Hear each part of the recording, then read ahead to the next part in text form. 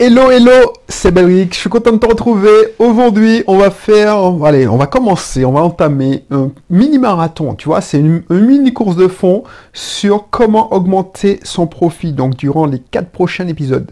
Je pense que je vais aborder ce sujet, je vais donner une astuce par épisode pour augmenter ton profit, augmenter tes profits. Bonjour, je suis Belric, si tu ne me connais pas encore, entrepreneur investisseur, je vis de mes différents business, qu'elles soient en ligne, qu'ils soient classiques, et puis je fais de l'investissement locatif. Donc je suis plutôt dans les locations courte durée, et puis je fais un peu de location classique, meublée, toujours meublée. Alors oui et non, parce que je loue un parking aussi, donc voilà. Donc si ça t'intéresse, n'hésite pas à découvrir ma présentation en dessous. En ce moment, je vis en Martinique. Et puis, si ça t'intéresse encore plus, tu veux savoir plus, n'hésite pas à t'abonner. Abonne-toi non seulement sur la plateforme où tu te trouves, et puis télécharge. Inscris-toi dans un de mes cursus offerts, qu'il soit IMO, qu'il soit entrepreneurial. Enfin, tu verras, tu découvriras les cursus. Inscris-toi dans ceux qui te correspondent le plus. Voilà. Donc aujourd'hui, on va parler d'augmentation de profit, comme dans les 4 prochains épisodes, enfin 3 prochains, puisque comptant celui-là, ça fera 4 épisodes en tout.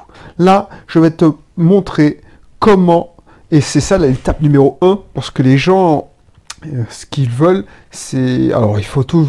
On va en discuter durant ces 4 prochains épisodes. Mais voilà, pour augmenter ton profit, il n'y a pas 50 solutions. D'ailleurs, il n'y a pas 50 solutions, on va en voir 4.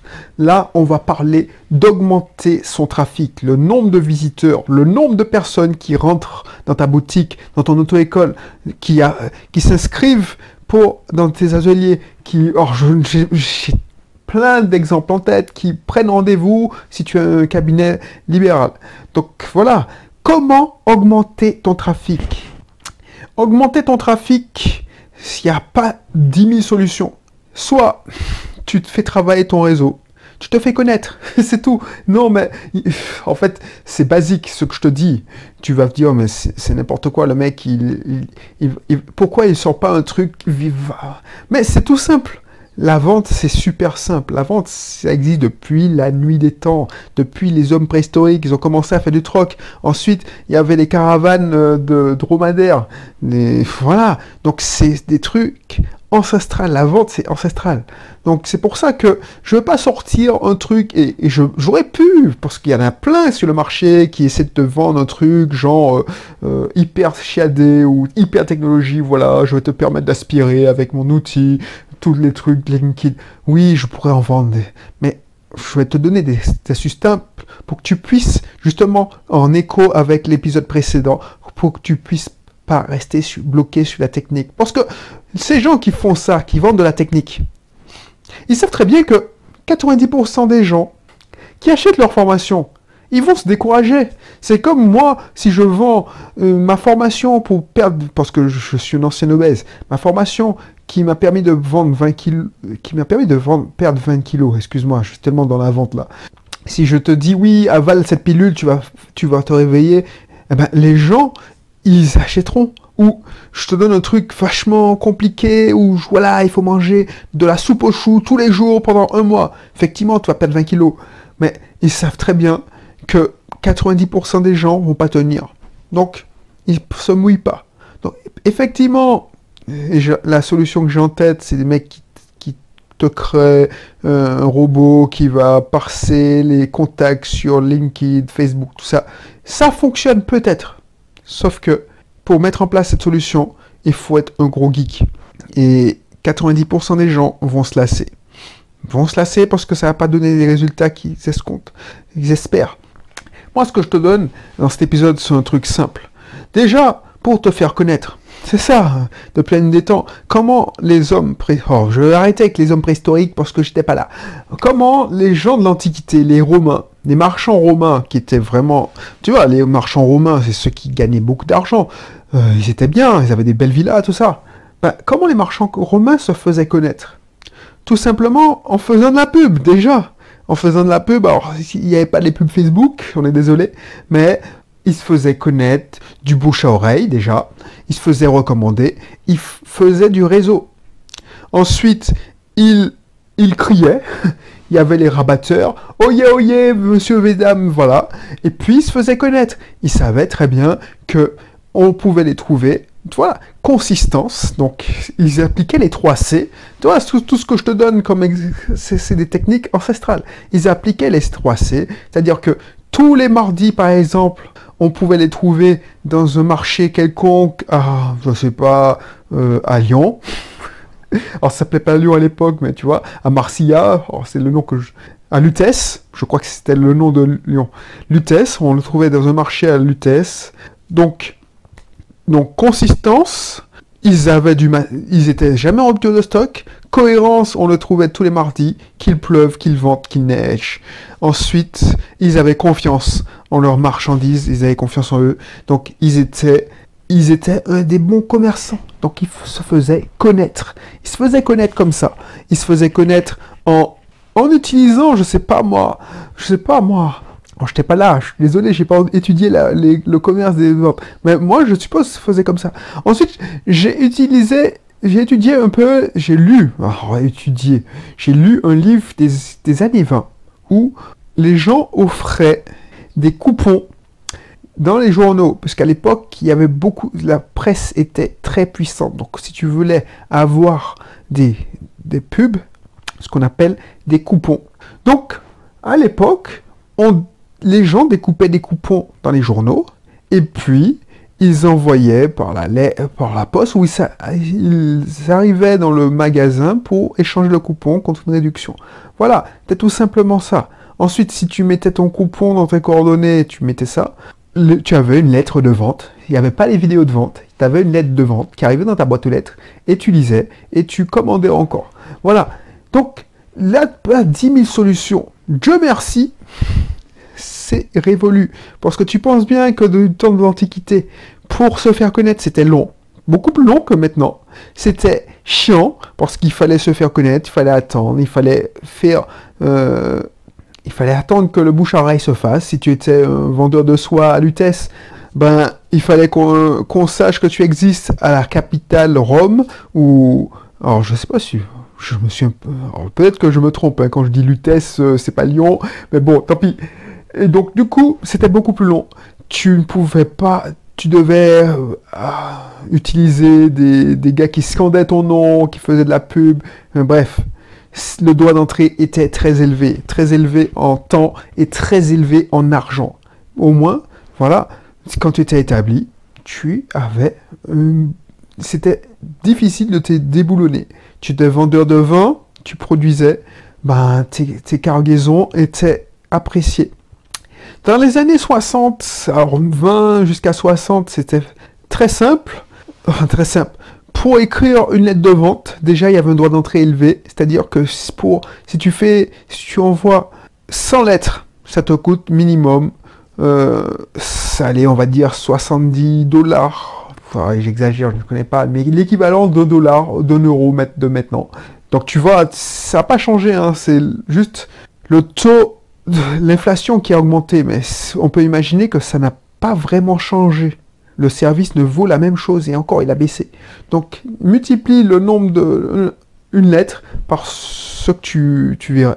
Et tu vois, c'est plus facile maintenant, parce qu'on peut faire des pubs Facebook, on peut créer du référencement naturel. Donc voilà, augmenter ton trafic, parce que je vais revenir dans les temps modernes quand même.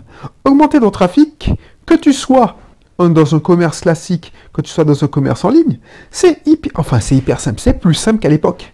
Parce que soit tu fais une pub, Facebook, Google AdWords, et parce que tu as de l'argent et puis tu veux gagner du trafic, donc augmenter tes profits, c'est mathématique, il faut augmenter ton trafic. Pour faire des visiteurs, découvrir ton offre. Ensuite, ces visiteurs vont devenir des prospects quand ils vont commencer à s'inscrire, vont marquer un intérêt. Ensuite, ces prospects vont devenir des clients.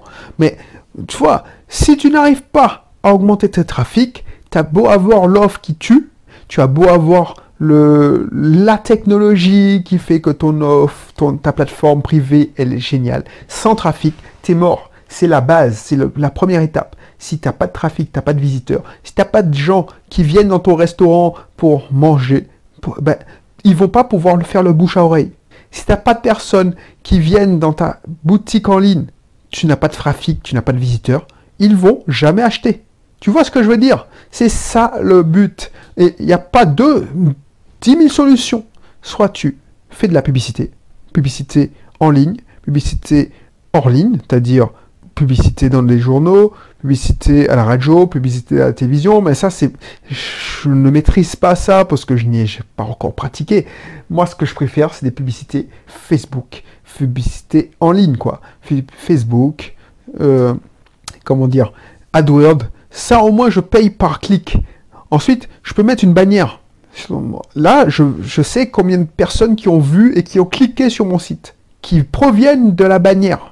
Parce que je peux mettre ça avec les outils de tracking qu'offre Google Analytics.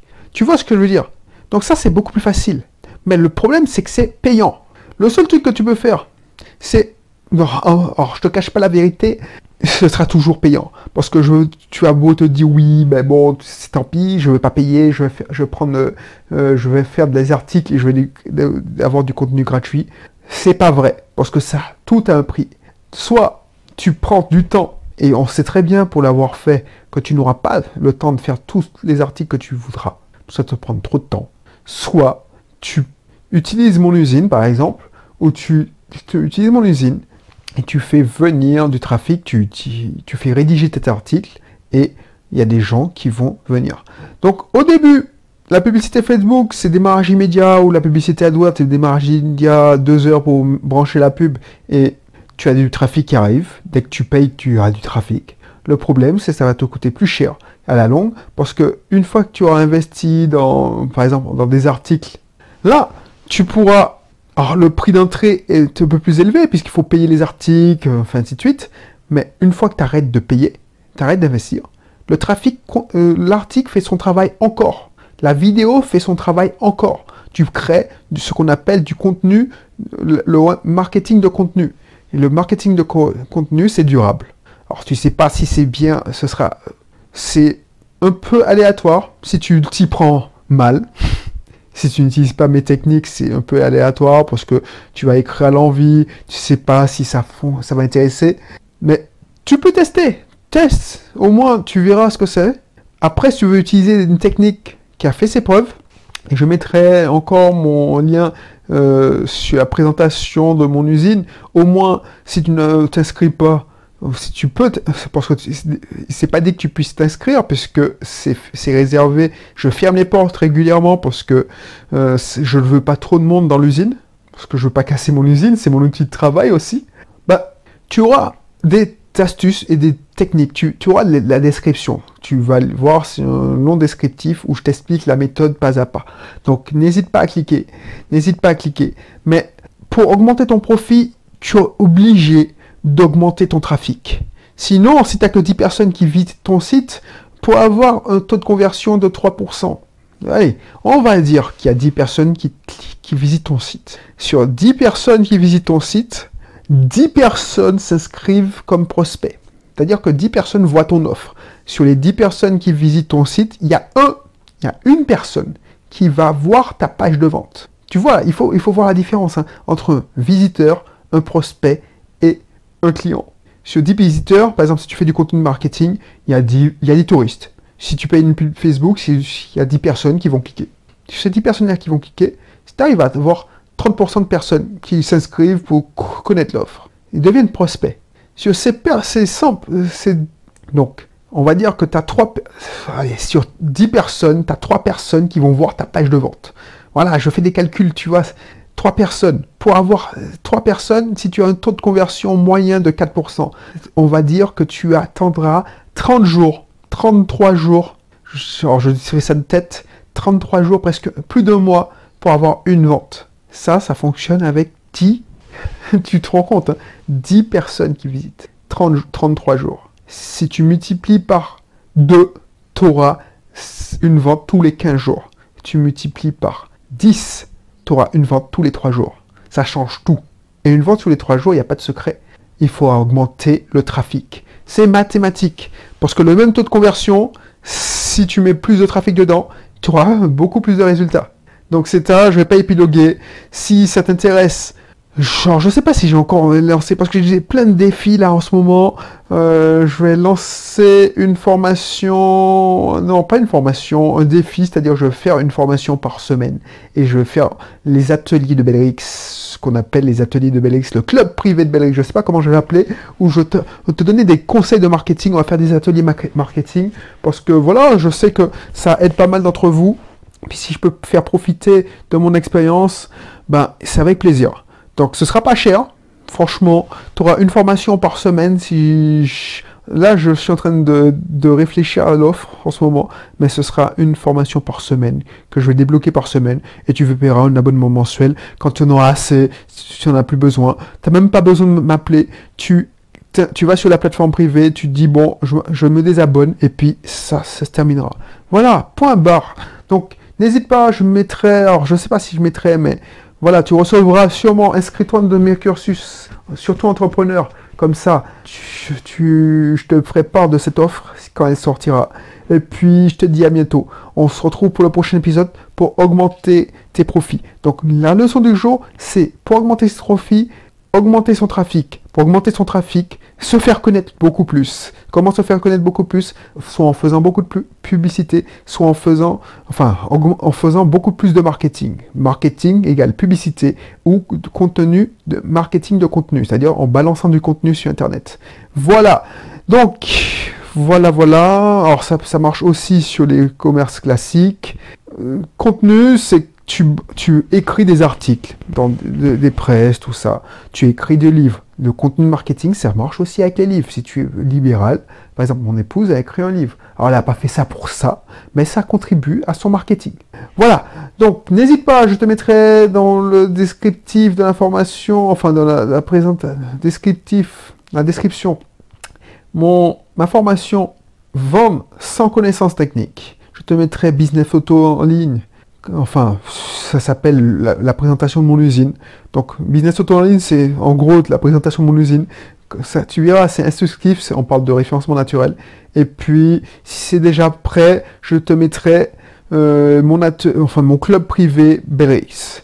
Voilà, donc je te laisse et puis on se retrouve pour un prochain numéro. Allez, bye bye.